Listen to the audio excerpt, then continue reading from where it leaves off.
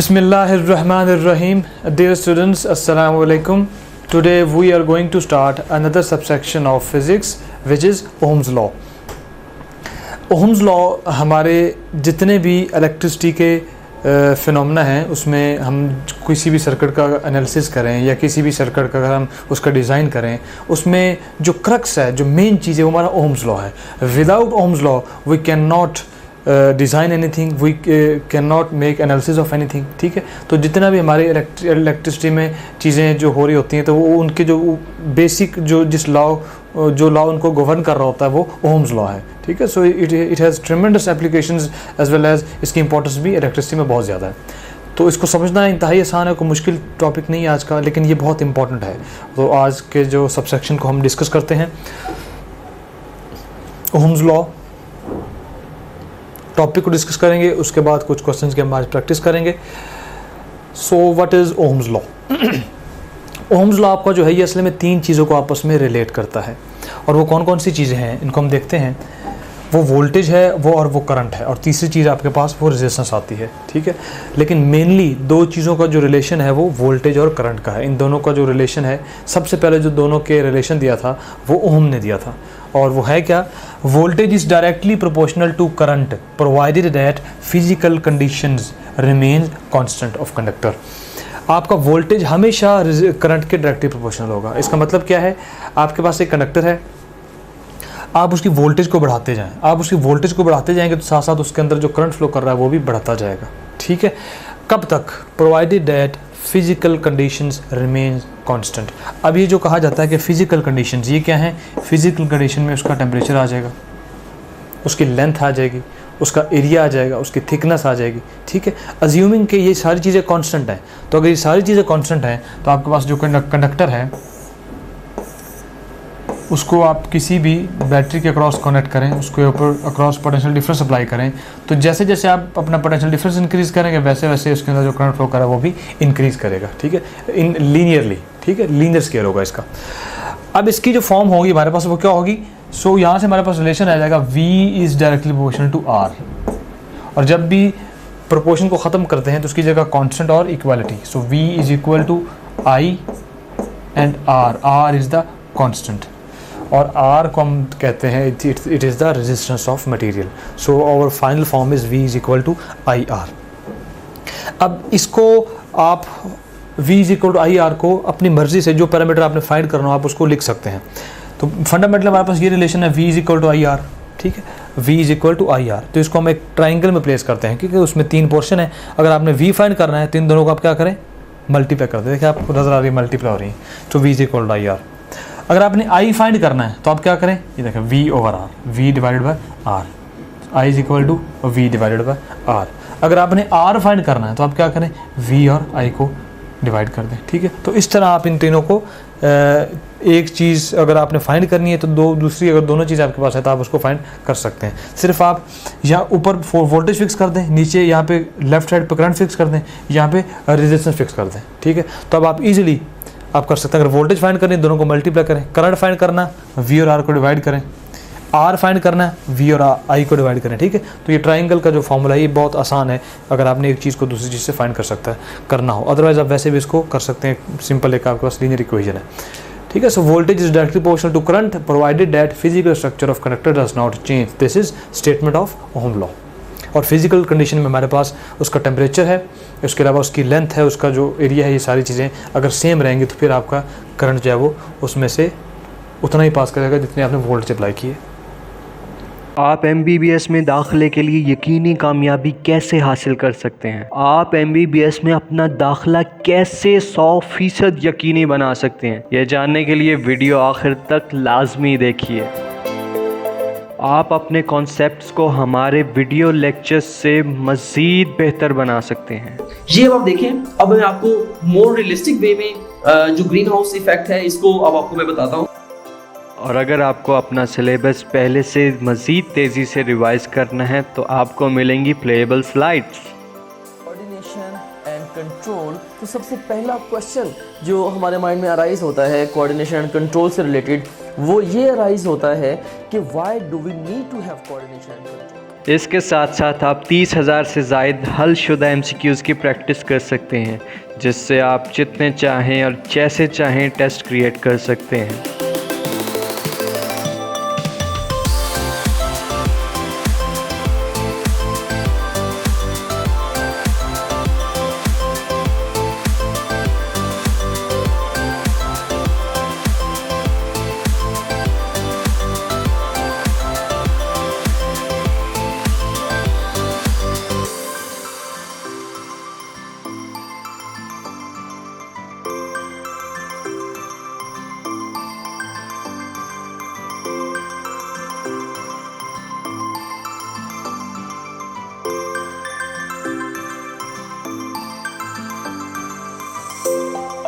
और आपको मिलेंगे पिछले 10 साल के पास्ट पेपर, वो भी हलशुदा, जिससे आप ये भी जान सकते हैं कि पिछले 10 सालों में कौन सा सवाल कितनी बार इम्तिहान में आया।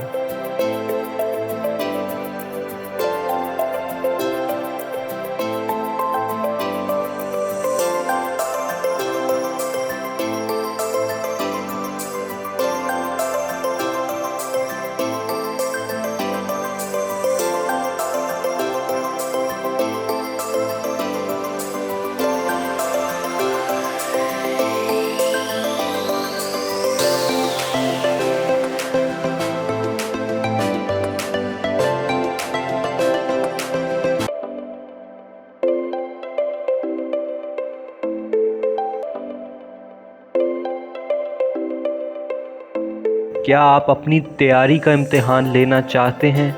तो हम दे रहे हैं आपको full length papers just like real exam. Full length papers के ऑप्शन पे जाके आप एग्ज़ाम लॉन्च कीजिए और उसके बाद आप बिल्कुल रियल एग्ज़ाम की तरह अपना पेपर कर सकते हैं। It's amazing practice for your real exam.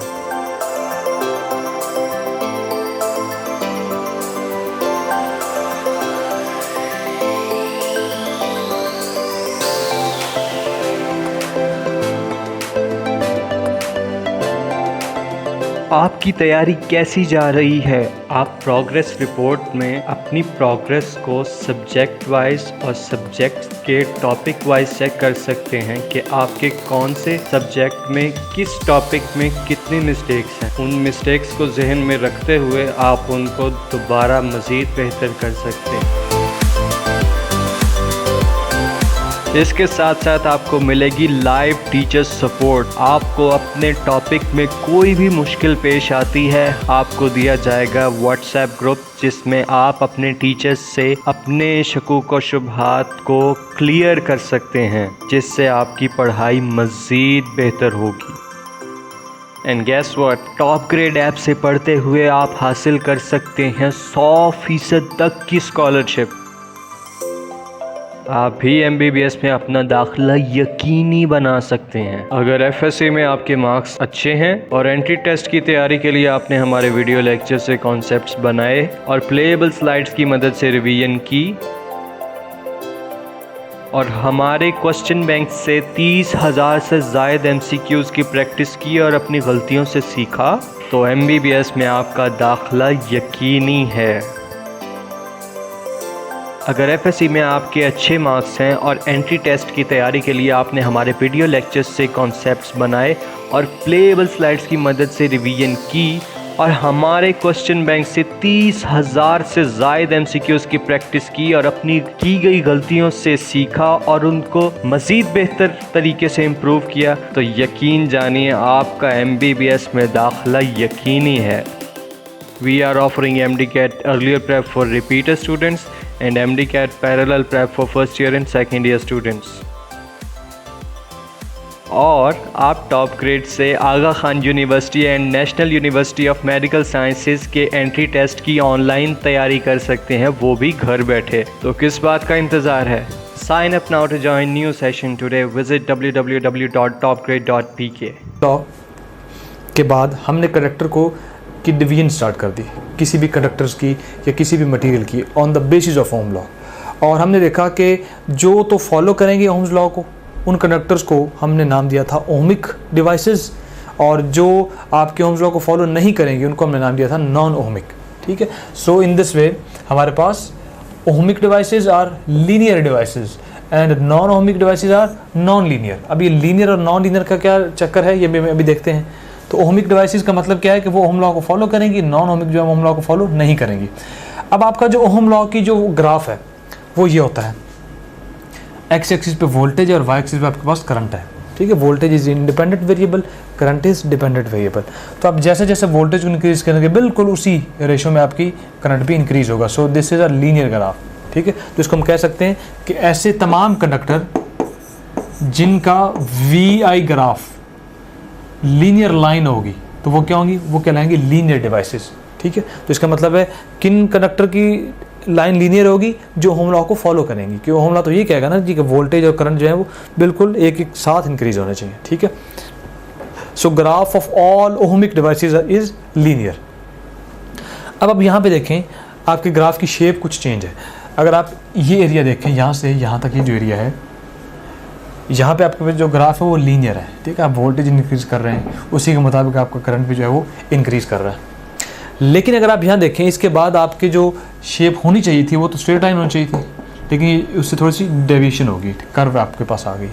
तो इसको हम बोलेंगे this is non ohmic device, ठीक है। क्योंकि ज़्यादा जैसे अगर वोल्टेज ज़्यादा इंक्रीज कर रहे हैं तो उसकी वजह से क्या हो रहा है, तो आपका जो कर्व है वो, आपका जो ग्राफ है वो लीनियर से डेविएट हो गया, ठीक है। इसी तरह अगर आप इसको देखें diode, these are the characteristics of diode, तो इसका देखें, इसका बिल्कुल इसका जो रीजन बहुत थोड़ा सा रीजन है जो लीनियर है, बाकी जो रीजन है इसका वो सैचुरेटेड रीजन है।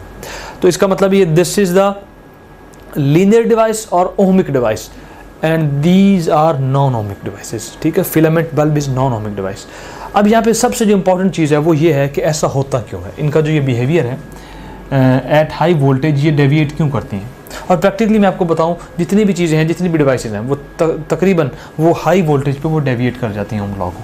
इसकी रीज़न ये है कि जब आप वोल्टेज बढ़ा रहे हैं किसी भी कंडक्टर में से तो डेफिनेटली उसके प्रोपोर्शनल करंट भी इंक्रीज़ हो रहा है। एक वक्त ये आता है कि आपका जो करंट है वो एक ख़ास हद तक पहुंच जाता है, एक लिमिट तक पहुंच जाता है, ठीक है। उसकी जिसकी जो मैग्नीट्यूड वो काफ़ी ज़्यादा हो जाती है। तो अगर करंट बहुत ज़्यादा होगा तो आप जानते हैं कि उसके अंदर, उस कंडक्टर के अंदर हीट जनरेट होगी, I²RT। उस हीट के जनरेट होने की वजह से आपके पास उस कंडक्टर का टेम्परेचर चेंज हो जाएगा। अगर उसका टेम्परेचर चेंज हो जाएगा तो फिर क्या होगा, टेम्परेचर के चेंज होने की वजह से V = IR आपकी रेजिस्टेंस चेंज हो जाएगी। इसका मतलब ये है कि ओहम लॉ में हमने क्या अज्यूम किया था, provided that physical condition does not change. लेकिन अगर आपका करंट ज़्यादा हो जाएगा, करंट बहुत ज़्यादा होगा तो हीट की वजह से, टेम्परेचर के चेंज होने की वजह से आपकी रेजिस्टेंस चेंज हो जाएगी।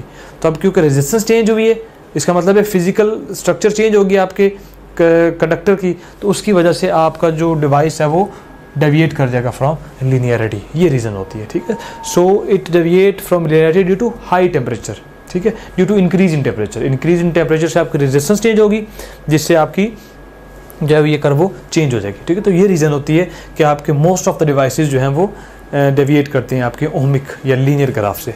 देन डायोड की तो स्ट्रक्चर बिल्कुल डिफरेंट है और इसमें इसकी डिटेल्स जो हैं वो हमारे स्कोप में नहीं है, लेकिन इसमें भी बिल्कुल ऐसे ही होता है कि आपके पास करंट जब डायोड ऑन होता है it act as short circuit, इसकी रेजिस्टेंस बहुत कम होती है, जिसकी वजह से करंट बहुत ज़्यादा इंक्रीज हो जाता है, ठीक है। तो इस केस में भी आपके पास इसकी जो ग्राफ है वो लीनियर ग्राफ नहीं रहेगा, ठीक है।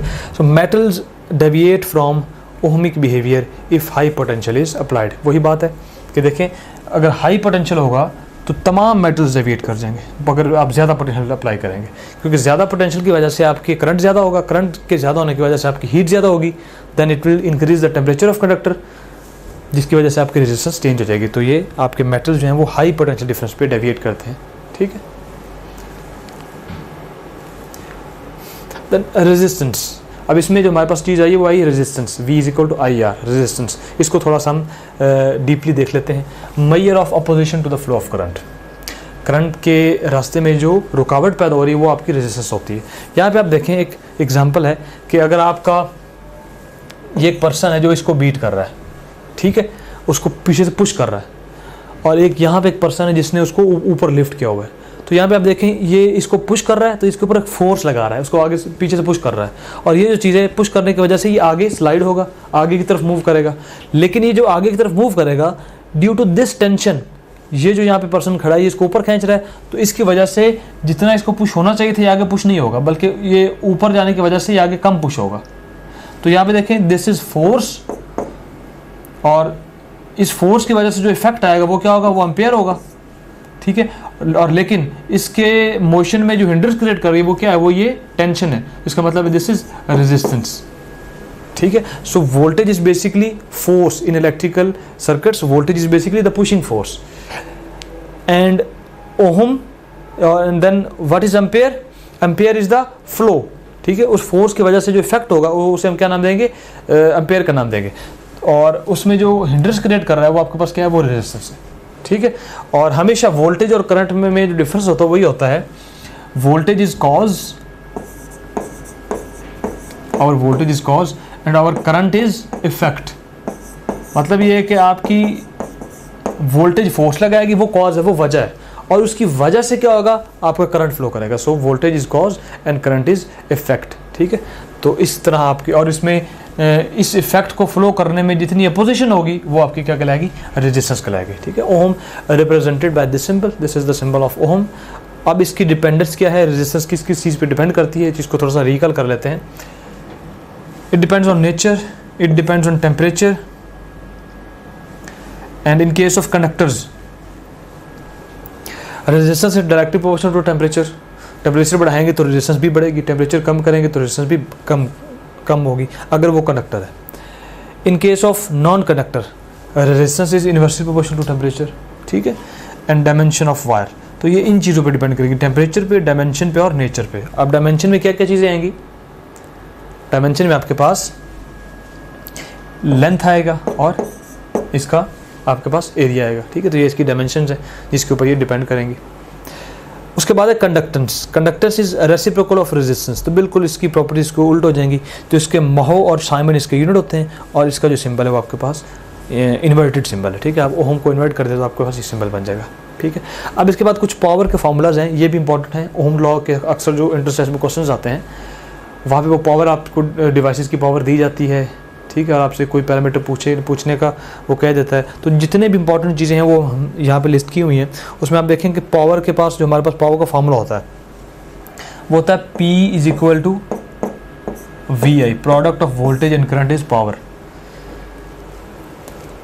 अब इसके कुछ और भी रिलेशंस हैं, वो रिलेशंस कैसे हैं वो हम पावर के टॉपिक में डिटेल के साथ डिस्कस करेंगे। फॉर द टाइम बीइंग आप उनके रिलेशन को ध्यान में रखें। सो P is V square over R is also power, I square R is also power, ठीक है।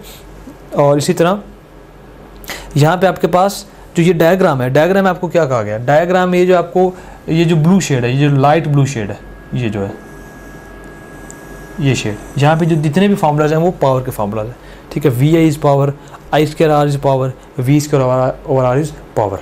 इसके अलावा ये जो आपको येलो शेड नज़र आ रहा है, ये येलो शेड में आपके पास वोल्टेज के फार्मूलाज हैं, ठीक है। Voltage is equal to IR, it can be written as P over I, it can be written as square root of P into R, ठीक है। इसी तरह ये आपके पास जो डार्क येलो कलर है इसमें जितने भी फार्मूलाज हैं वो रेजिस्टेंस के हैं। Resistance is V over I, resistance is V square over P and resistance is P over I square.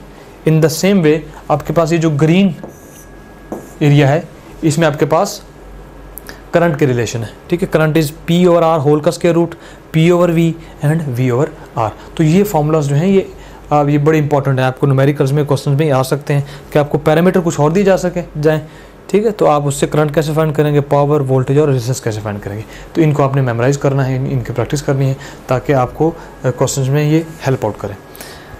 सो ये आपके पास जो है वो रेजिस्टेंस और कंडक्टर्स की बेसिक्स हैं, इनको हमने रिकॉल किया है। अब हम फर्दर देखते हैं कि हमारे पास रेजिस्टेंस के कितने कम्बिनेशंस होते हैं, हम किस किस तरह से इसको रेजिस्टेंस में लगा सकते हैं। सो आइए आपको मिलवाते हैं हमारे टॉपर्स से। Meet our proud top grader Ramesh Salman from Islamabad. इन्होंने MD-CAT 2022 में सेकंड पोजीशन हासिल की, वो भी पूरे पाकिस्तान में। He got 196 marks out of 200 और अभी ये आगा खान यूनिवर्सिटी में पढ़ रहे हैं।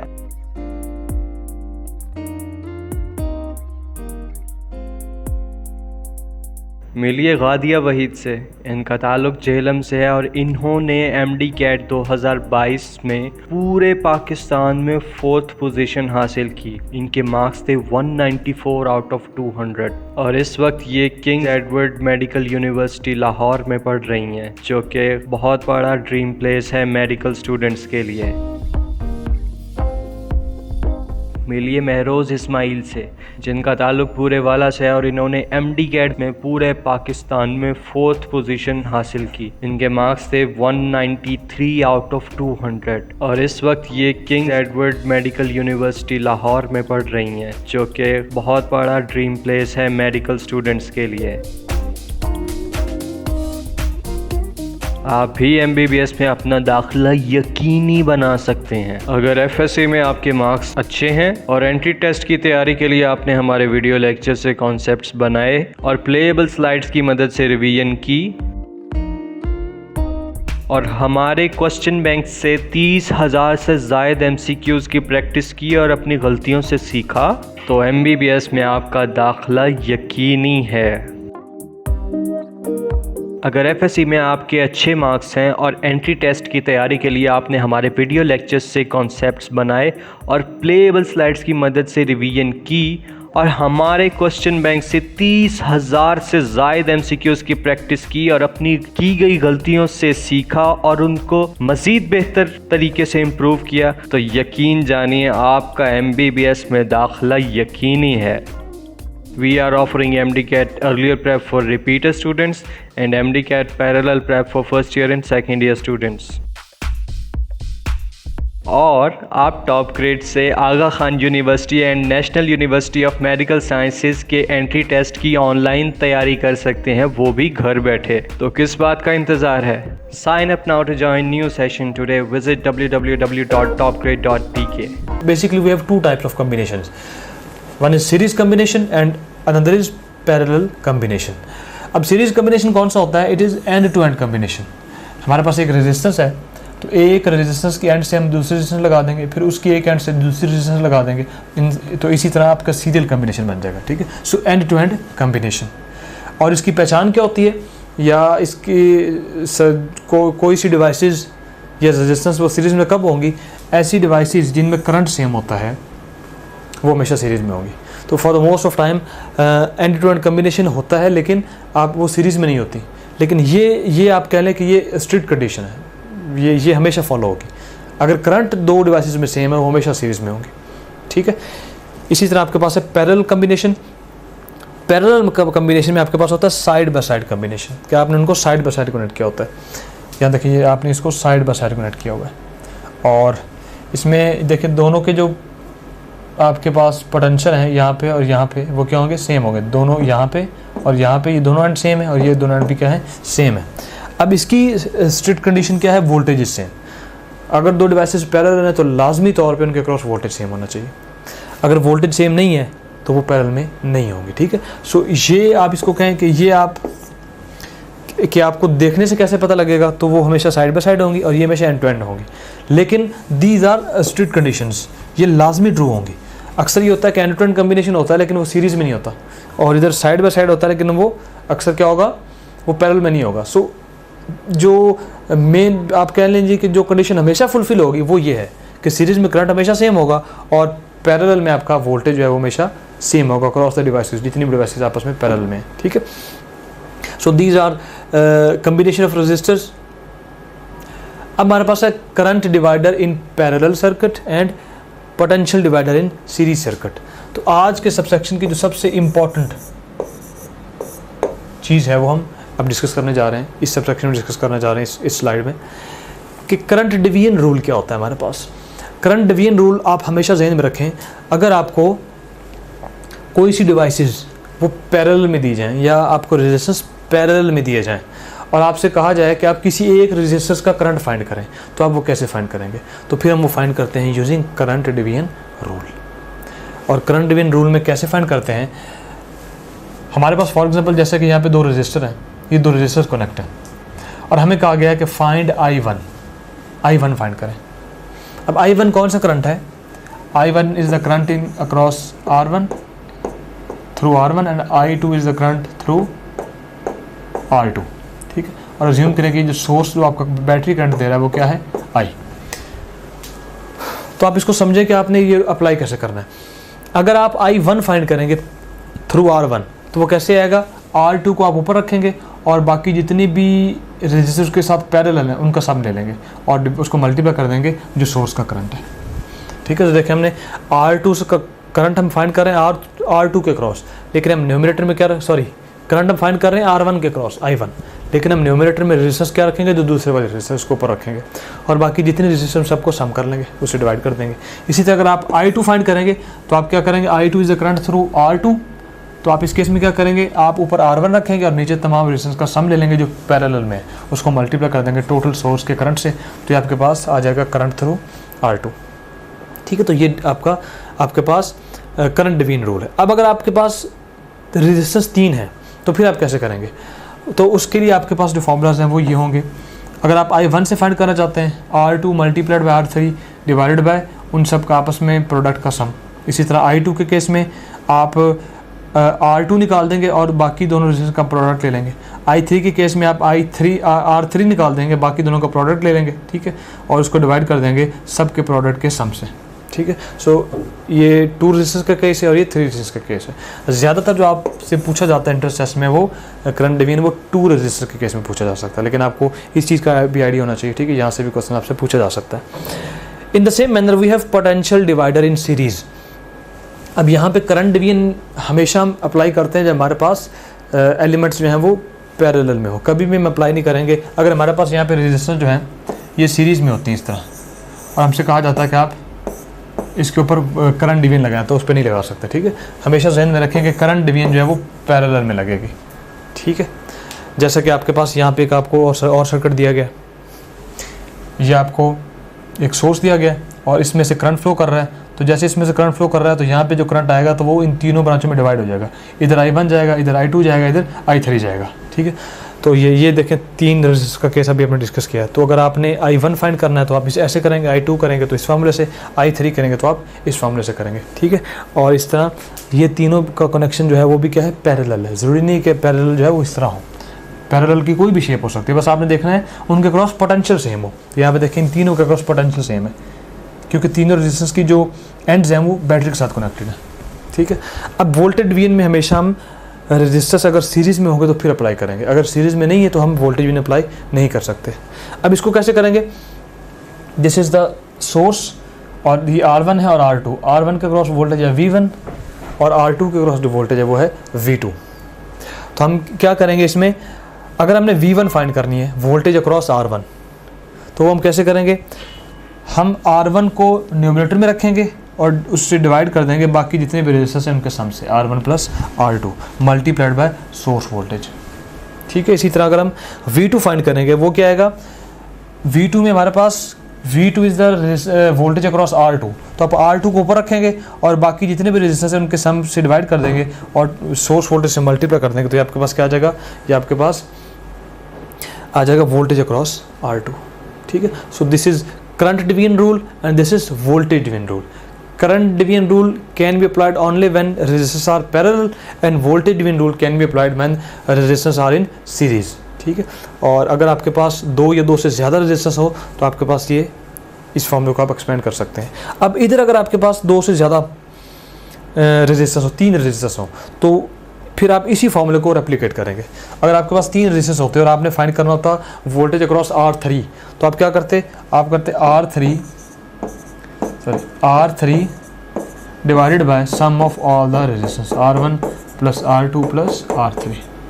तो सीरीज़ का जो सीरीज डिवीजन है, ये पोटेंशियल डिवाइडर है, ये आसान फार्मूला है, क्योंकि इसमें जितने भी ज़्यादा आपके रेजिस्टेंस होंगे आप सिर्फ क्या करेंगे, ऊपर आपने वो रेजिस्टेंस रखना है जिसके क्रॉस वोल्टेज फाइंड करनी है और नीचे तमाम रेजिस्टेंस का सम ले लेना है जितना भी सीरीज में आपके पास रेजिस्टेंस है, ठीक है। तो आप हम देखेंगे न्यूमेरिकल्स में हमारे पास ये मोस्ट ऑफ द टाइम ये रूल्स हम यूज़ कर रहे होंगे, हमने फाइंड कुछ और, हमसे ये नहीं कहा जाएगा apply current rule, apply voltage division rule, लेकिन हमारी ये ज़रूरत बन जाएगी, हमसे चीज़ें इस तरह पूछी होंगी, जो चीज़ हमसे पूछी होंगी तो उसके लिए हमें ये चीज़ इनकी ज़रूरत होगी, ठीक है। तो हम हमेशा ये अप्लाई करेंगे। इसी तरह देखिए अभी हमने बात की कि अगर रेजिस्टेंस आपके पास 3 होंगे तो क्या होगा, 3 रेजिस्टेंस में जिसके क्रॉस आप फाइंड करेंगे R1 तो वो R1 divided by sum of another resistance. Similarly V2 is equal to voltage across R2 divided by sum of all the resistance, and V3 is R3 divided by sum of all the resistance. तो current division में आपका formula change हो जाएगा अगर 3 resistance होंगे, लेकिन voltage division में change नहीं होगा. सिर्फ आपने क्या करना है, अगर 3 रेजिस्टेंस है तो तीनों का सम ले लेना है, 5 रेजिस्टेंस है तो पाँचों का सम ले लेना है, और ऊपर वो वाला आपका पास रेजिस्टेंस आएगा जिसके क्रॉस आप वोल्टेज ले रहे हैं. करंट डिवीजन में डिफरेंट था, उसमें आप ऊपर वो वोल्टेज वो रेजिस्टेंस लेते हैं वो जिसके क्रॉस आपने फाइंड करना हो, वो रेजिस्टेंस आप स्किप कर देते हैं. लेकिन यहाँ पे जिसके क्रॉस वोल्टेज फाइंड करना है वो आप इंक्लूड करेंगे, बाकी स्किप करेंगे. न्यूमरेटर की बात कर रहा हूँ मैं, ठीक है. तो ये इस तरह आप इनको मेमोराइज करना भी बहुत आसान काम है, ठीक है. इनमें एक सिमेट्री है. अब इसके बाद कुछ इंपॉर्टेंट की पॉइंट्स हैं. If a wire is attached to double और n times of its length then its resistance becomes 2² R और n² R. अगर आपकी वायर को डबल किया गया, ठीक है, स्ट्रेच किया गया है और स्ट्रेच करके उसकी लेंथ डबल होगी, तो उसकी रेजिस्टेंस पे क्या असर होगा. ये बहुत इंपॉर्टेंट क्वेश्चन और बड़ा ट्रिकी क्वेश्चन है. और मैं अगर आपको कहूँ कि इस टॉपिक में से जो ज़्यादातर क्वेश्चन आते हैं या रेजिस्टेंस के केस में, ओम्स लॉ के केस में, हर इंटरसेस में इस तरह का क्वेश्चन लाजमी होता है, ठीक. तो इसको आप गौर से समझ लें कि अगर किसी भी आपके पास कोई भी वायर है तो उसको हम क्या करें, उसकी लेंथ है पहले L, उसको हम स्ट्रेच करते हैं. स्ट्रेच करने से उसकी लेंथ क्या हो जाएगी, फॉर एग्जाम्पल उसकी लेंथ हमने कर दी double, so this is 2L. अब रेजिस्टेंस पे क्या इफेक्ट होगा. अपेरेंटली तो ये लगता है कि रेजिस्टेंस डबल होनी चाहिए.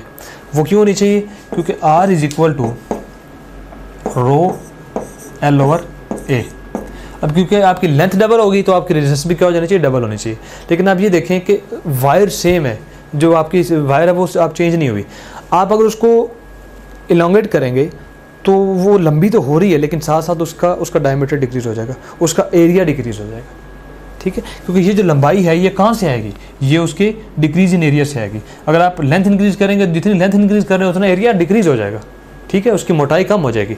इसका मतलब ये है अगर आप लेंथ डबल करेंगे तो आपका एरिया क्या हो जाएगा, एरिया वुड बी हाफ, ठीक है. आपने लेंथ डबल की, आपका एरिया साथ ऑटोमेटिकली हाफ हो जाएगा. सो ये 1/2 पर जाके 2 के साथ मल्टीप्लाई होगा, तो अल्टीमेटली आपकी जो रेजिस्टेंस है वो क्या हो जाएगी, 4 टाइम्स, ठीक है. तो इसी तरह अगर आप 3 टाइम्स करेंगे, इसको 3 टाइम्स करेंगे तो आपका भी 3 टाइम्स डिक्रीज हो जाएगा.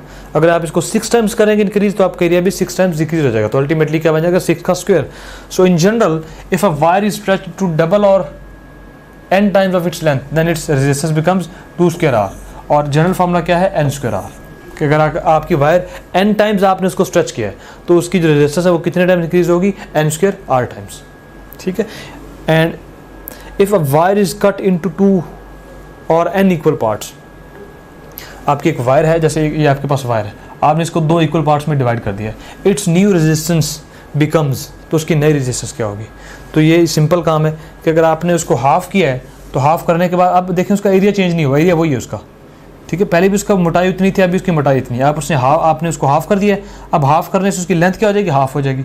लेंथ हाफ हो जाएगी तो आपकी उसकी रेजिस्टेंस भी क्या हो जाएगी, हाफ हो जाएगी.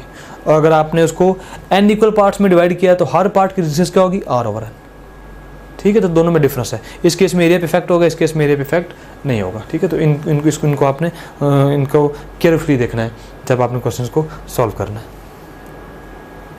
इम्तिहान की तैयारी के लिए आखिर टॉप ग्रेड ही ज्वाइन क्यों करें, चलिए बताता हूँ. आप अपने कॉन्सेप्ट्स को हमारे वीडियो लेक्चर्स से मज़ीद बेहतर बना सकते हैं.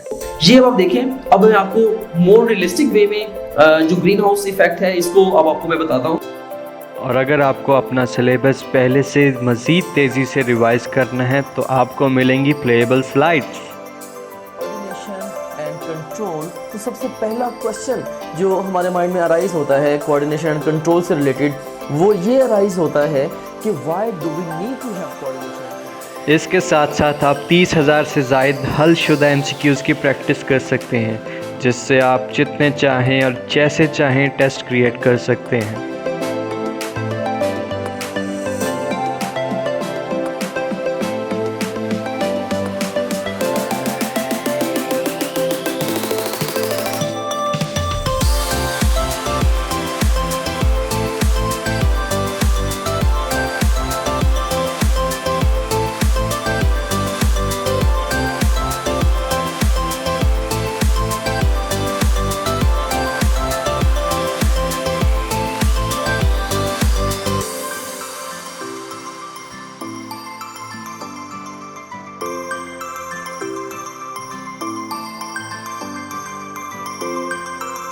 और आपको मिलेंगे पिछले 10 साल के पास्ट पेपर, वो भी हलशुदा, जिससे आप ये भी जान सकते हैं कि पिछले 10 सालों में कौन सा सवाल कितनी बार इम्तिहान में आया।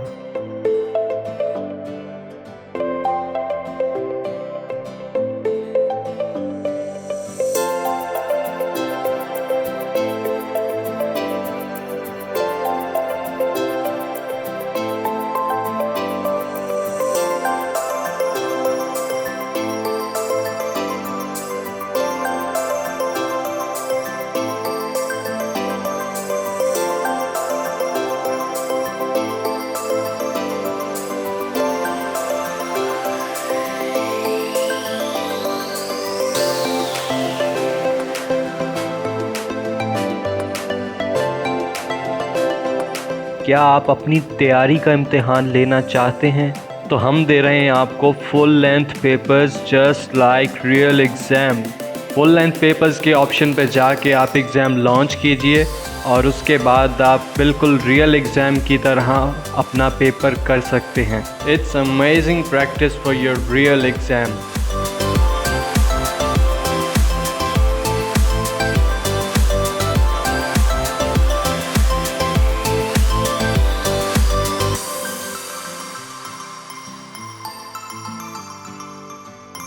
आपकी तैयारी कैसी जा रही है? आप प्रोग्रेस रिपोर्ट में अपनी प्रोग्रेस को सब्जेक्ट वाइज और सब्जेक्ट्स के टॉपिक वाइज चेक कर सकते हैं कि आपके कौन से सब्जेक्ट में किस टॉपिक में कितनी मिस्टेक्स हैं। उन मिस्टेक्स को जहन में रखते हुए आप उनको दोबारा मज़ीद बेहतर कर सकते हैं।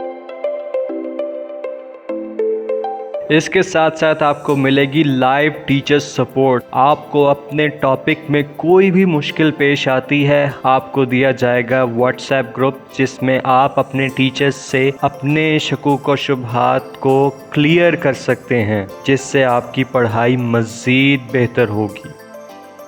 And guess what, Top Grade app से पढ़ते हुए आप हासिल कर सकते हैं 100% तक की स्कॉलरशिप। आप भी MBBS में अपना दाखिला यकीनी बना सकते हैं। अगर FSC में आपके मार्क्स अच्छे हैं और एंट्री टेस्ट की तैयारी के लिए आपने हमारे वीडियो लेक्चर से कॉन्सेप्ट्स बनाए और प्लेएबल स्लाइड्स की मदद से रिवीजन की और हमारे क्वेश्चन बैंक से 30,000 से ज़ायद MCQs की प्रैक्टिस की और अपनी गलतियों से सीखा, तो MBBS में आपका दाखिला यकीनी है।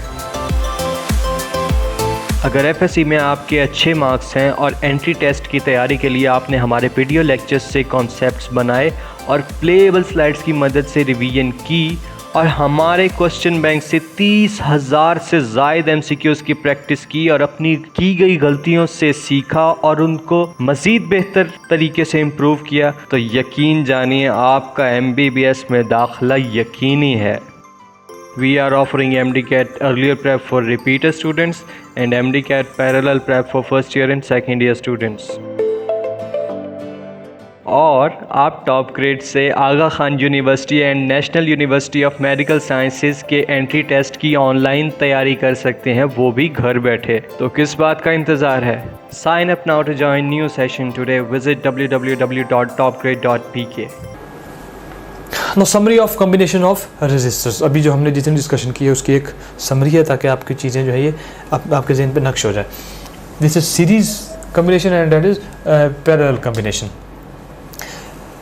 इक्विवेलेंट रेजिस्टेंस जो आपकी वो कैसे फाइंड करते हैं? तमाम रेजिस्टेंस को सम कर देते हैं। और पैरेलल कैसे फाइंड करते हैं? तमाम रेजिस्टेंस के रेसिप्रोकल का सम कर देते हैं। ठीक है, 1/r is equal to 1/r1, 1/r2, 1/r3 and up to so on. और यहाँ पे आप हमेशा ज़हन में रखें कि आपकी जो सीरीज़ कम्बिनेशन होता है रेजिस्टेंस का, वहाँ पे जो इक्विवेलेंट रेजिस्टेंस आती है वो हमेशा होती है ग्रेटर देन लार्जेस्ट कंपोनेंट।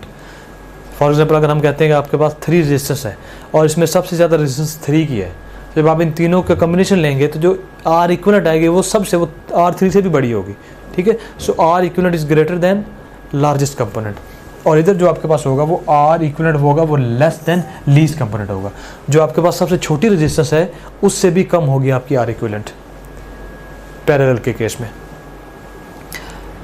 अब अगर आपकी रेजिस्टेंस सेम हो तो फिर आपकी ये जो फॉर्मूलाज हैं ये इनकी कम्प्लेक्सिटी कम हो जाती है। तो उसमें हमने एक जनरल बनाया है कि अगर आपकी रेजिस्टेंस सेम हो फॉर सेम n रेजिस्टेंस तो उनकी सीरीज़ कम्बिनेशन क्या होगा, R equivalent is equal to N into are.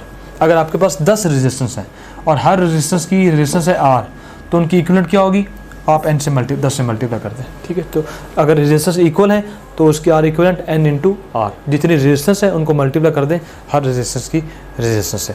और अगर आपके पास N जो आपके पास रेजिस्टेंस है वो पैरेलल में है, तो आप क्या करेंगे, आप उनको R से N से डिवाइड कर देंगे। For example if you have 4 resistance and every resistance has resistance of R, तो आप क्या करेंगे, आप उस R को 4 से डिवाइड कर देंगे, तो आपके पास R इक्विवेलेंट आ जाएगा।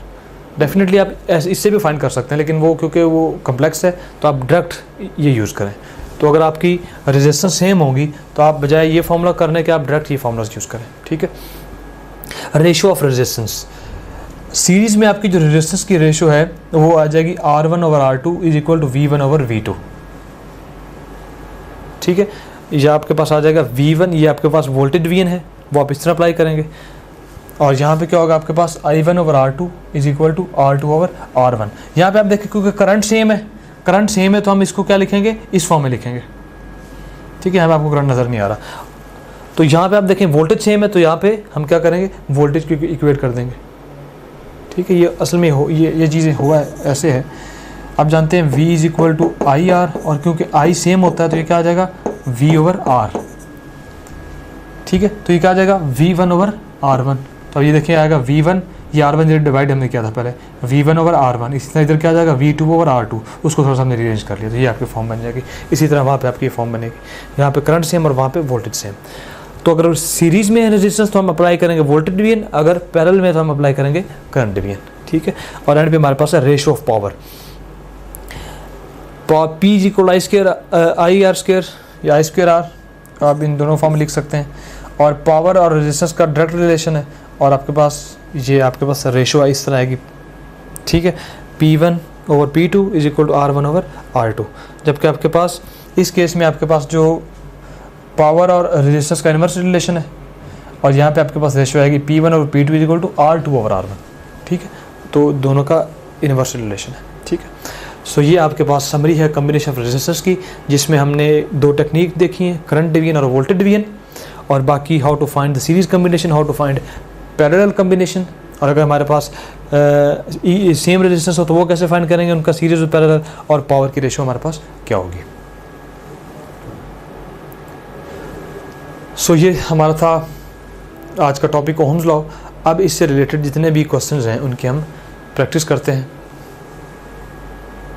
विच of the following represents Ohm law, चारों ऑप्शंस में कौन सी रिलेशन जो है वो ओम्स लॉ को रिप्रेजेंट कर रही है। V is equal to IR या RI, you know this is the relation of Ohm's law. J is equal to sigma E, ये क्या चीज़ है आपके पास, ये J असल में आपके पास E आपके पास इलेक्ट्रिक फील्ड होता है, ये कनेक्टिविटी है, और ये आपके पास current density, J is the current density. I is equal to GV, अब G को हम कनेक्टर से भी लिख सकते हैं, और ये आपके पास V है। तो ये तीनों जो फॉर्म है असल में आपके पास ओम्स लॉ की फॉर्म है। V is equal to IR तो आपको सेल्फ एक्सप्लेनेटरी है। अब इसमें आप देखें कि अगर हम लिखें I, तो ये आपके पास I होता है V over R according to Ohm law, और 1 ओवर R की जगह आप लिख सकते हैं G कंडक्टर्स, ठीक है। So I is equal to GV, ये पे आपके पास ओम लॉ है। और अगर आप इसकी बात करें तो J, आप ये क्या लिखा हुआ है आपके पास, ये लिखा हुआ है जो करंट डेंसिटी, तो करंट डेंसिटी को हम करंट लिख सकते हैं, ठीक है। This is current, parameter of current. और ये आपके पास E जो होता है ये वोल्टेज पे डिपेंड करता है, वोल्टेज आपके पास जो है इलेक्ट्रिक फील्ड को कंट्रोल करती है। सो E की जगह आपके पास है V, और ये जो सिग्मा है ये आपके पास क्या है, ये आपके पास कंडक्टिविटी है, ठीक है। तो ये क्या कनेक्टिविटी, अगर ये कनेक्टिविटी है तो इसका जो रेसिप्रोकल आपके ये आपके पास है कनेक्टिविटी। आपके पास ओम लॉ क्या बनेगा, I is equal to V over R, तो अगर 1 ओवर R की जगह क्या आ जाएगा आपके पास, कंडक्टर्स आ जाएगा, ये कनेक्टिविटी आ जाएगा, ठीक है। तो इसको आप लिख सकते हैं I की जगह करंट डेंसिटी, और 1 ओवर R की जगह आपने कनेक्टिविटी, और V की जगह आप E लिख सकते हैं। तो ये तीनों फॉर्म आपके पास जो है वो ओम्स लॉ की फॉर्म है, ठीक है। So delta is the right option. Resistance depends upon nature of material, dimensions, physical state of conductor, और ऑल ऑफ दीज। तो रेजिस्टेंस हमारी जो है वो तीनों चीज़ों पे डिपेंड करेगी, नेचर पे भी, डायमेंशंस पे भी और उसकी फिजिकल स्टेट पे भी। We are given with a circuit, we have to find V1 and V2 without finding current. हमने V1 कैलकुलेट करना है और V2 कैलकुलेट करना है। V1 is across R1 and V2 is across R2 without evaluating the currents. तो आप देखें कि आपके पास R1 और R2 सीरीज़ में, तो अगर कंपोनेंट्स या रेजिस्टेंस आपके पास सीरीज़ में हो और आपको वोल्टेज सोर्स दिया जाए तो आप वहाँ पे क्या अप्लाई कर सकते हैं, you can apply voltage division rule. तो 1 बाय 1 हम पहले V1 फाइंड करेंगे। V1 हमारे पास आएगा is equal to R1 divided by sum of all the components in series multiplied by source voltage. ठीक है, ये हमारे पास वोल्टेज डिवीजन अभी हम डिस्कस करके आए हैं। तो R1 की बस हमें इसमें वैल्यूज़ प्लग इन करनी है। R1 is 5 and R1 is 5 plus R2 is 3 and V1 and V voltage of the source is 10। ये हमारे पास आ जाएगा 5/8 मल्टीप्लाइड बाय 10। ठीक है, इसको आप फर्दर इवेल्युएट कर सकते हैं। This is 5/4 that is 25/4 voltage. ठीक है, इसको आप फर्दर आगे कर सकते हैं। इसी तरह अगर आप V2 फाइंड करें तो आपके पास V2 क्या आएगा, voltage across R2, so V2 would be equal to R2 divided by R1 plus R2 into voltage of your battery. So R2 is 3/5 plus 3 multiplied by 10 that would be equal to 3/8 multiplied by 10, we can write it as 3/4 multiplied by 10। ठीक है, तो ये आपके पास आ जाएगा 30/4। ठीक है, तो इस तरह आप इसको इवेल्युएट कर सकते हो। 25/4 आपके पास आएगा 6.25, ये आपके पास आ जाएगा 6.25 और 30/4 आपके पास आ जाएगा 3 इसको आप इवेल्युएट कर सकते हैं। ठीक है, बल्कि आपके पास 30 नहीं आएगा, ये आपके पास आएगा, यहाँ पे कैंसिल हो जाएगा, ये 4 आएगा और ये 5 आएगा, ये आएगा 15/4। सो 15/4 आपके पास आएगा 3.75। So these are your voltage. Simple, आपने वोल्टेज डिवीजन को अप्लाई किया और आपने दोनों रेजिस्टर्स के क्रॉस वोल्टेज को कैलकुलेट किया विदाउट फाइंडिंग द करंट। आपने करंट फाइंड किए बगैर इसको इवेल्युएट किया। Which of the following IV curve shows filament bulb? So we are given with 3 curves। आप जानते हैं कि ये जो लीनियर रीजन है या वो आपका कंडक्टर होता है या वो मटेरियल होता है ओमिक कंडक्टर, और ये जो आपकी करेक्टरिस्टिक्स होती हैं डायोड की करेक्टरिस्टिक्स होती हैं, और आपको जो फिलामेंट की करेक्टरिस्टिक्स होती हैं वो ये होती हैं कि वो एट हायर वोल्टेज वो डेविएट कर जाता है। ठीक है, so beta is the curve of filament bulb. The resistance of a 4-watt bulb in a 4-volt line is, you are given with voltage and power, you have to calculate resistance। तो हमने वो जो circle diagram देखी थी उसमें हमारे पास 3 formulas थे, तो वहाँ से हम यूज़ करेंगे रेजिस्टेंस का ऐसा फार्मूला यूज़ करेंगे जहाँ से हम पावर और वोल्टेज हमें गिवन हो। So you know that P is equal to V²/R। We have to evaluate resistance, so resistance would be equal to V²/P। voltage is 4, so 4 का square, power is 4, so 16/4 is 4, so your resistance of the line would be equal to 4 ohm। So beta is the right option।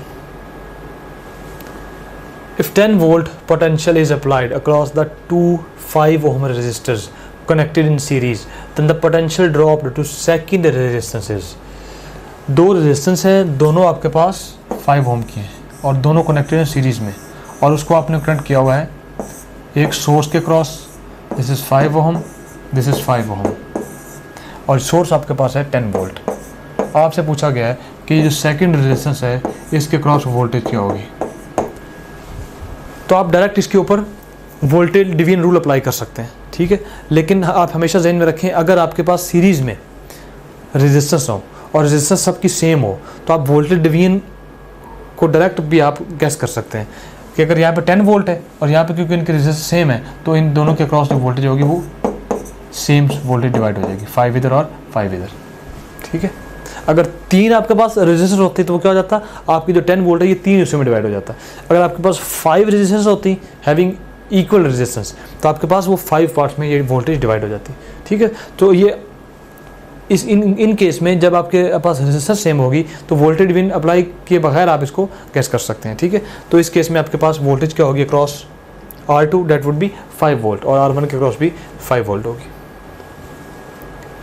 When the resistors are in parallel combination, then the effect on power is, जब आपकी resistance parallel में होंगी, for example we have 2 resistance, this is first, this is second resistance, तो आपके power जो ये source से power लेंगी उस पावर पर क्या इफेक्ट होगा, वो कम होगी, वो ज़्यादा होगी, वो सेम होगी।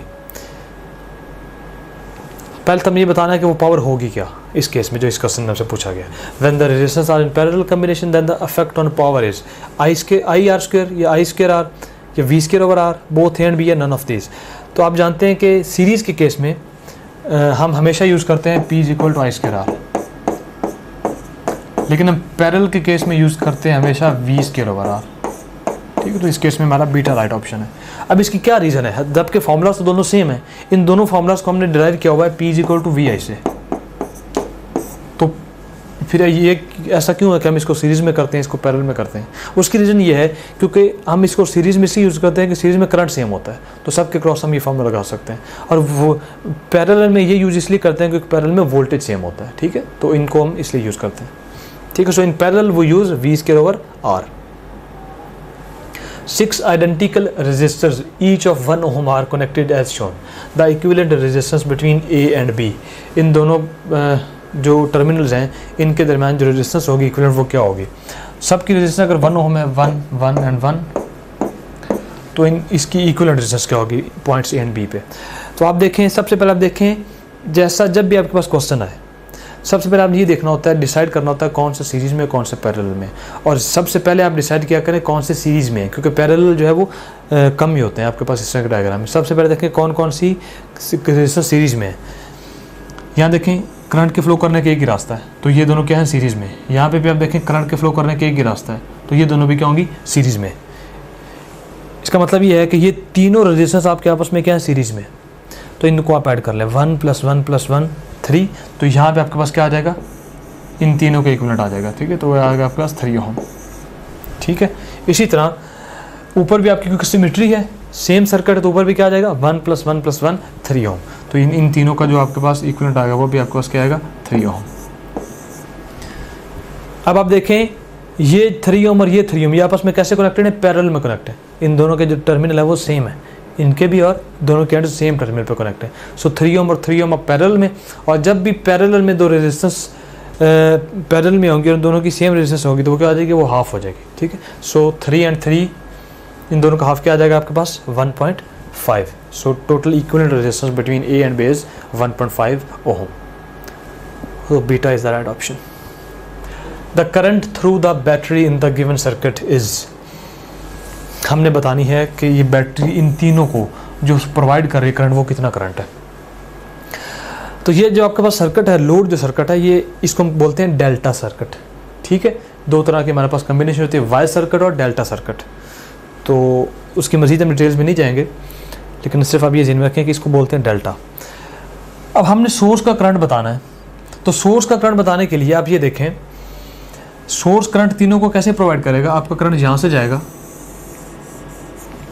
और यहाँ से फिर क्या होगा, कुछ करंट इधर आएगा और कुछ करंट जो वो इधर आएगा, और इन दोनों में से जो करंट होगा वो सेम होगा। ये 30 ओम और ये जो 30 ओम, इन दोनों में से करंट क्या होगा, वो सेम होगा। अब इसका मतलब क्या है कि आप ये करें,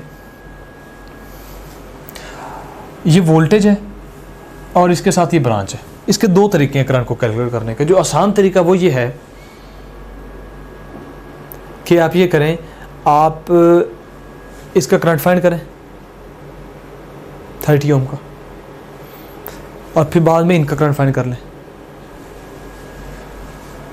वो कैसे फाइंड करेंगे, इसका करंट फाइंड आप इस तरह करेंगे, पहले आप ये देखें इनकी इक्विवेलेंट रेजिस्टेंस फाइंड करें, क्योंकि हमने फाइंड क्या करंट करना है, सोर्स का करना है। तो जब भी आपसे कहा जाए find the current supplied by the battery या सप्लाइड बाय द सोर्स, आप सबकी इक्विवेलेंट रेजिस्टेंस कैलकुलेट करें। इसकी इक्विवेलेंट क्या होगी, ये 30 और 30 आपस में क्या है, ये सीरीज में है, तो ये बन जाएगा 30 + 30, तो ये आपके पास सर्किट बन जाएगा 2 वोल्ट बैटरी आपकी, और साथ आपके पास एक 30 ओम का ये रेजिस्टेंस है ये, और इन दोनों की क्या बन जाएगी 30 + 30 60, तो ये आपके पास साथ एक पैरेलल में 60 ओम का रेजिस्टेंस आ जाएगा। ठीक है, इन दोनों का इक्विवेलेंट। अब आप फर्दर क्या करें, 30 और 60 का भी इक्विवेलेंट फाइंड कर लें, ये दोनों पैरेलल में, तो 60 और 30 का इक्विवेलेंट क्या होगा, 60 × 30 divided by 60 + 30, so this is 1800 divided by 90। ठीक है, सो 180/9, ये फर्दर आप ये कैंसिल हो जाएंगे, सो 20 is the equivalent resistance of 30 and 60। अब आपका फर्दर जो सर्किट है वो फर्दर रिड्यूस हो गया, ये वोल्टेज सोर्स 2 वोल्ट, और ये आपके पास जो रेजिस्टेंस आ गई वो क्या आ गई, इक्विवेलेंट 20 ओम। ठीक है, अब आपके पास सिर्फ एक सोर्स और एक ही लोड है, अब आप करंट फाइंड इजीली कर सकते हैं। करंट कैसे आएगा, current would be equal to voltage divided by resistance, and what is the value of voltage 2, and what is the value of resistance, that is 20. So 2 or 20 is 1/10 ampere. So this is the value of current that is supplied by source to all these resistances. So Charlie is the right option. इसमें अपशॉर्ट क्या है कि आप तमाम resistance का equivalent find करें और फिर उसमें से आप इजीली करंट को फाइंड कर सकते हैं by applying the Ohm's law. Top grade लाया आपके लिए best courses. We are offering MDCAT earlier prep for repeater students and MDCAT parallel prep for first year and second year students. और आप top grade से Aga Khan university and national university of medical sciences के entry test की online तैयारी कर सकते हैं, वो भी घर बैठे। तो किस बात का इंतज़ार है? Sign up now to join new session today. Visit www.topgrade.pk।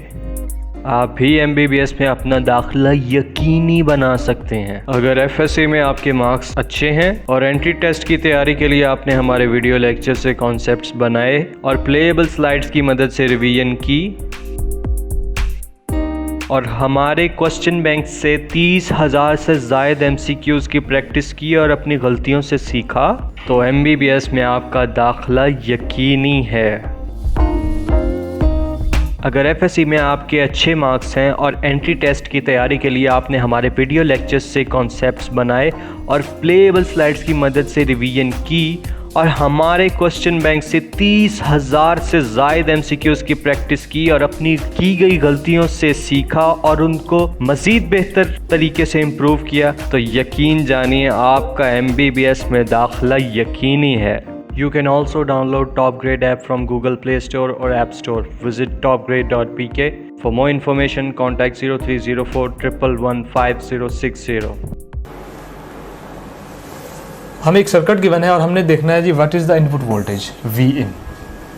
दो आपके पास रेजिस्टेंस और दोनों सीरीज में कनेक्ट हैं और आपने इनपुट वोल्टेज बतानी है और आपको ये गिवन है कि R2 के अक्रॉस जो वोल्टेज है वो 50 वोल्ट है।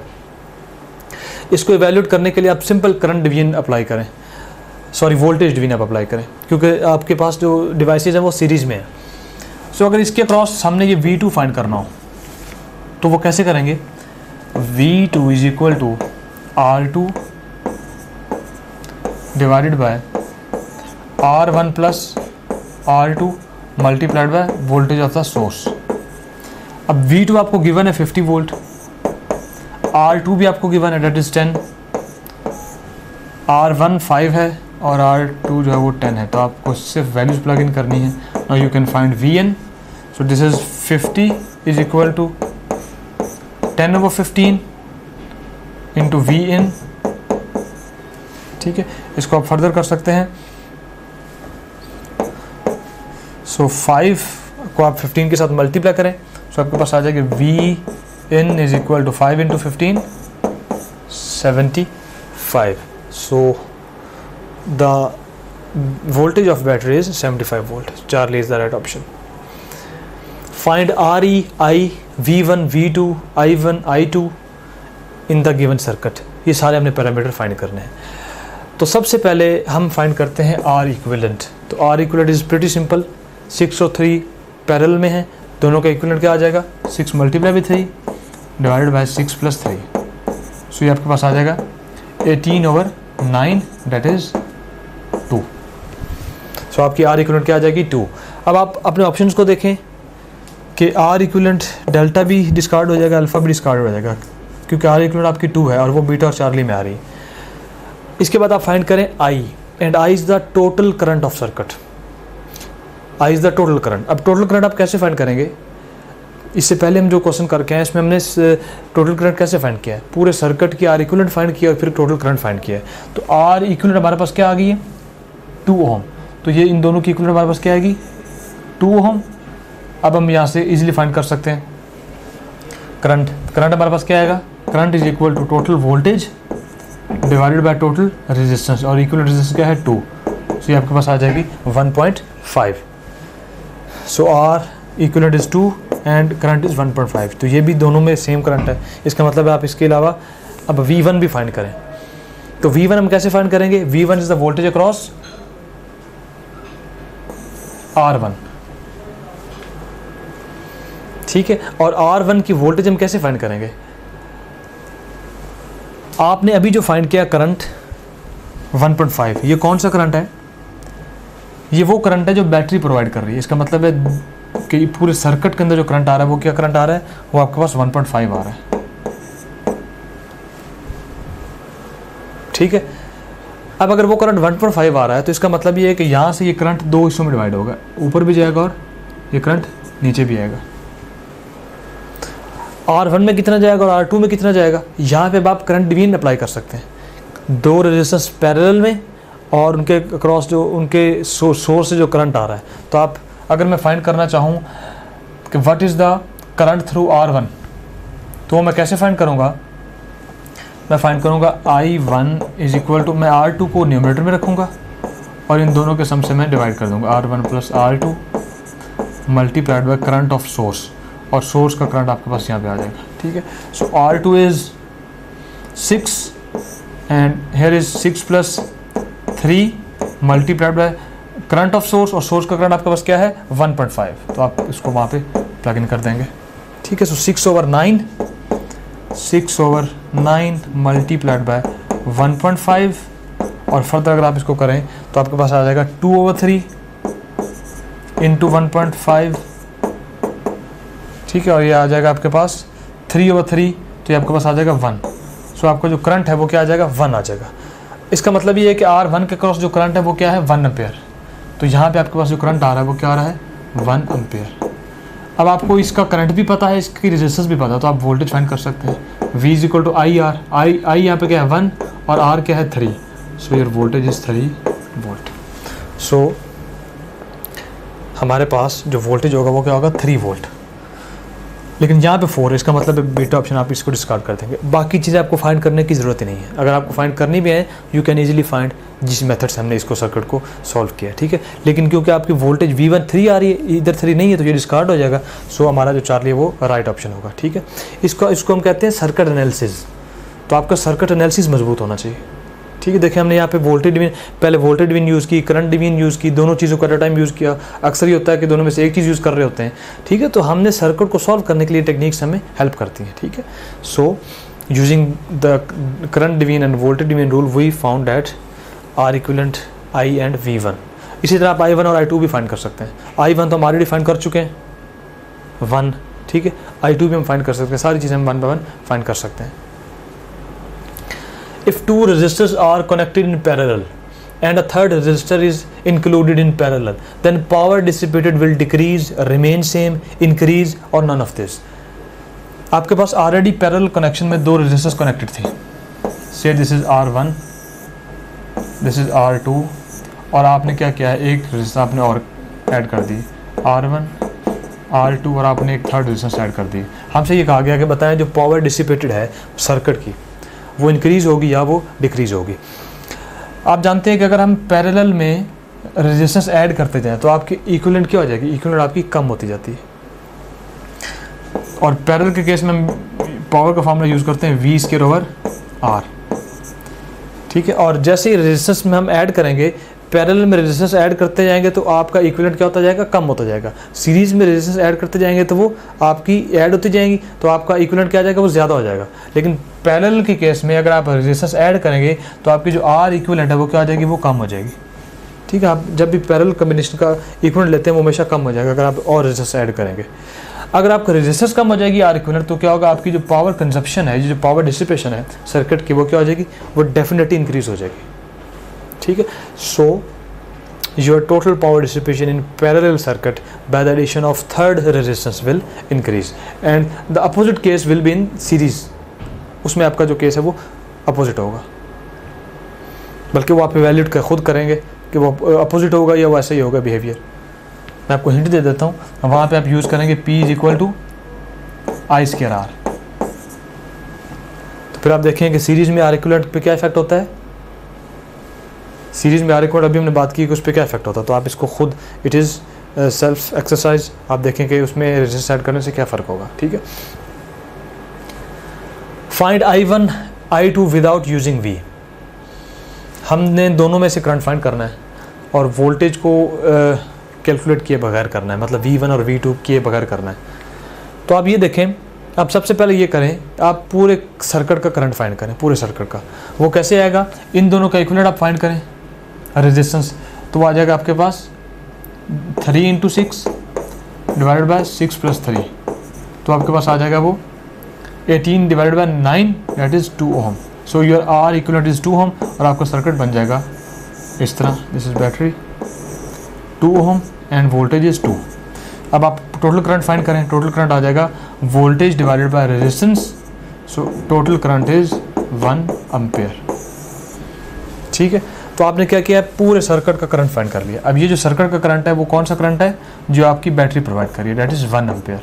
अब ये 1 एम्पेयर जब यहाँ जाएगा तो इस ब्रांच में कुछ इधर डिवाइड हो जाएगा और कुछ आपका करंट है वो इधर डिवाइड हो जाएगा। ठीक है। हमने क्या फाइंड करना है, I1। अब हम I1 भी फाइंड कर सकते हैं, I2 भी फाइंड कर सकते हैं, क्योंकि हमारे पास सोर्स करंट आ गया और क्योंकि ये दोनों पैरेलल में है तो we can apply current division. So I1 would be equal to, I1 के लिए R2 को ऊपर रखेंगे, R2 over R1 + R2 multiplied by source current. What is R2? R2 is 6 and R1 + R2 is 6 + 3 multiplied by current of the source, that is 1 ampere. So 6 over 9 into 1 that is 2 over 3। This is the value of I1। इसी तरह आप I2 की value भी find कर सकते हैं। I2 के case में आप क्या करेंगे, जब आप I2 फाइंड करेंगे आप यहाँ पे रखेंगे R1 और यहाँ पे क्या रखेंगे, इन दोनों का सम, तो आपके पास I2 की वैल्यू आ जाएगी। लेकिन अब पहले आप I1 को चेक कर लें कि किस किस ऑप्शन में है। 2/3 इसमें नहीं है, इसमें भी नहीं है, चार्ली और डेल्टा में है। इसका मतलब है I1 इन दोनों में से एक है। अगर आप I2 फाइंड करें तो डायरेक्ट उसको फाइंड हम कैसे करेंगे, I2 के केस में R1 ऊपर आ जाएगा, मैं डायरेक्ट करने लगा हूँ, और नीचे क्या आ जाएगा, दोनों का सम मल्टीप्लाइड बाय 1। सो ये आपके पास आ जाएगा 3/9 that is 1/3। So this is the value of I2। ठीक है।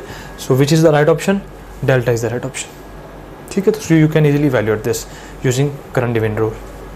Find the following total current, equivalent resistance V2 and V3 in this circuit. तो इस सबसेक्शन में हमने बहुत से क्वेश्चंस की प्रैक्टिस की है जहाँ पे हमने डिफरेंट वोल्टेज और करंट को इवैल्यूएट किया है। तो यहाँ पे इसको हम कैसे इवैल्यूएट करेंगे, टोटल करंट को कैसे करेंगे इवैल्यूएट, इन दोनों का इक्विवेलेंट क्या आ जाएगा, इन दोनों का parallel 3 ohm, 3 + 3 6 ohm. So total आपकी रेजिस्टेंस क्या आ जाएगी, RE would be equal to 6 ohm and total current would be equal to voltage divided by total resistance that is equal to 1 ampere. And similarly you can evaluate V2 and V3। V2 and V3 कैसे आप evaluate करेंगे, उसके लिए आप voltage division rule लगाएंगे। इन दोनों का parallel आप इक्विवेलेंट लेंगे दैट इज़ 3, तो इसको हम रिप्लेस कर देंगे विद 3 ओम। अब यहाँ पे आप लगाएंगे वोल्टेज डिवीजन रूल, ये भी 3 ओम है, ये भी 3 ओम है, तो हाफ ऑफ वोल्टेज डिवाइड हो जाएगी। जहाँ पे वोल्टेज आएगी 3 वोल्ट, सिमिलरली यहाँ पे भी आएगी 3 वोल्ट। अब इस 3 ओम को दोबारा ओरिजिनल रेजिस्टेंस में आप उनकी जगह इंसर्ट कर दें 6 और 6, तो क्योंकि ये दोनों पैरेलल में इन दोनों के क्रॉस वोल्टेज क्या होगी, वो सेम होगी. So what would be the right option? 1 is the total current, 6 is the total resistance and 3 and 3 are the voltage across V2 and V3. So beta is the right option. This is all for today, students. Thank you very much. You can also download Top Grade app from Google Play Store or App Store. Visit topgrade.pk. For more information, contact 0304 111 5060.